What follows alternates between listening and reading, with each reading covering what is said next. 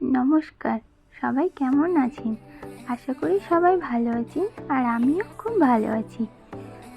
আজকে তোমাদের সাথে একটা রেসিপি শেয়ার করব, সেটা হলো পাটিজরা।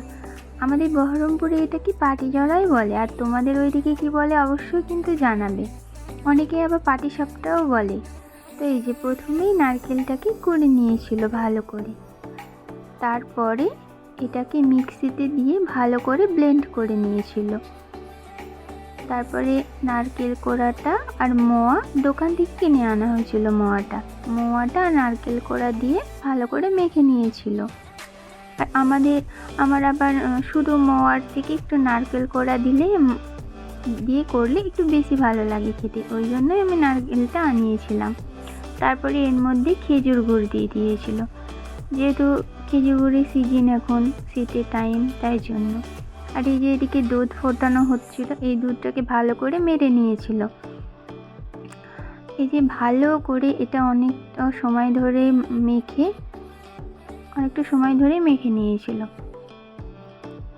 তারপরে এর মধ্যে একটু এলাচ গুঁড়ো দিয়ে এই মিক্সিংটা হালকা আঁচে অনেকটা সময় ধরে কিন্তু নাড়তে হবে, অনেকটাই সময়, 10-15 মিনিট মতো। 10-15 মিনিট মতো নাড়লে তারপরে এই পেস্টটা রেডি হয়ে যাবে। আর এটা আমার করেছিল দিদি, কারণ আমি খুব একটা ভালো এটা করতে পারি না। আর আমার মাও এসেছে, এই কারণে দিদি আর মা মিলে এই করেছিল পাটিসাপটাটা।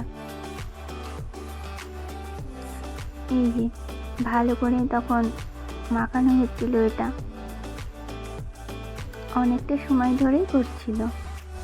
আর সব থেকে পিঠে পুলির থেকে তো আমার পাটিসাপটাটা খেতে বেশি ভালো লাগে। পিঠে পুলি যদিও অতটা ভালো লাগে না খেতে, কিন্তু পাটিসাপটাটা আমি খাই। আর তোমাদের কি ভালো লাগে খেতে অবশ্যই কমেন্ট বক্সে কমেন্ট করে জানাবে। আর তারপরে একটা ব্যাটার তৈরি করে নিয়েছিল, এর মধ্যে দিয়ে হয়েছিল গরুর দুধ, সুজি আর রুন ময়দা আর একটু গমের ময়দা। তারপরে একটু বেগুনের বোঁটাটা নিয়ে তারপরে ওটার মধ্যে ঘি দিয়ে, আমাদের পুরোটাই ঘিয়েই ভাজা হয়েছিল। বেগুনের বোঁটাটা দিয়ে ভালো করে ওটাকে করে নিতে হবে। তারপরে এর মধ্যে তো ব্যাটারটা দিয়ে দিতে হবে। তারপরে তেজপাতা দিয়ে এটাকে ভালো করে একটু বড় করে নিচ্ছিল। এটা বড় করে নেওয়ার পরে এর মধ্যে ওই যে নারকেল কোড়ার মোয়ার যে ব্যাটারটা তৈরি করা হয়েছিল সেটাকে ভালো করে পুরের জন্য এটা দিয়ে দিতে হবে।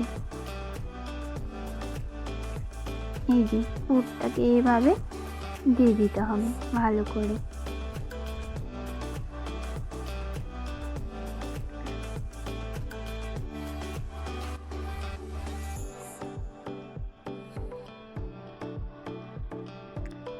এই ভিডিওটা করেছে 2-3 দিন আগে, কিন্তু ভিডিওটা যেহেতু আগে শেয়ার করতে পারিনি, ওই জন্য এখন তোমাদের সাথে শেয়ার করছি।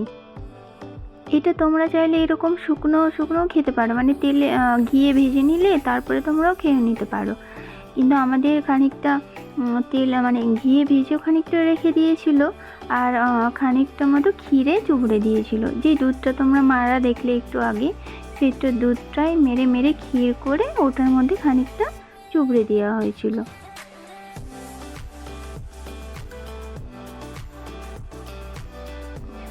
এইভাবে একটু ভেজে নিতে হবে অনেকটা সময় ধরে।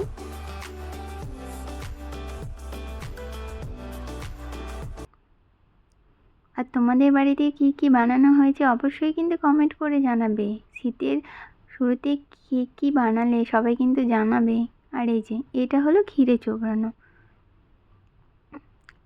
পরের ভিডিওতে আবার দেখা হচ্ছে। বাই।